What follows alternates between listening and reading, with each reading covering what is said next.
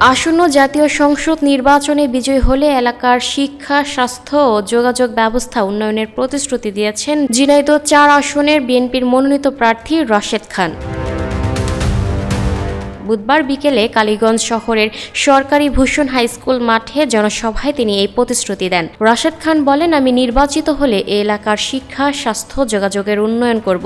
এখানে কোনো রাস্তা কাঁচা থাকবে না, প্রতিটি নাগরিক সেবা নিশ্চিত করা হবে। ৫ আগস্টের পর যারা হাট বাজার দখল করেছেন তাদের হুঁশিয়ারি করে বলেন, তাদের চাঁদাবাজি আর চলবে না। যারা আওয়ামী লীগের নামে মামলা দিয়ে চাঁদাবাজি করেছেন তাদের কোনো ঠাঁই হবে না। হিন্দু ধর্মের মানুষদের উদ্দেশ্যে তিনি বলেন, আপনারা নির্বিঘ্নে বসবাস করবেন, আপনারা বিএনপির কাছে শতভাগ নিরাপদ থাকবেন। ধানের শীষ প্রতীক তারেক রহমানের আমানত, এ নাম ব্যবহার করে মিথ্যা বলে কোনো রকম ফায়দা নেওয়ার চেষ্টা করলে তাকে ঝাঁটিয়ে বিদায় করবেন।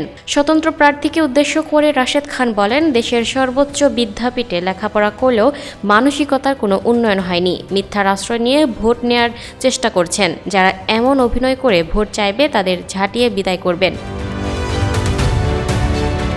Lucky Akter, people voice television, Dhaka.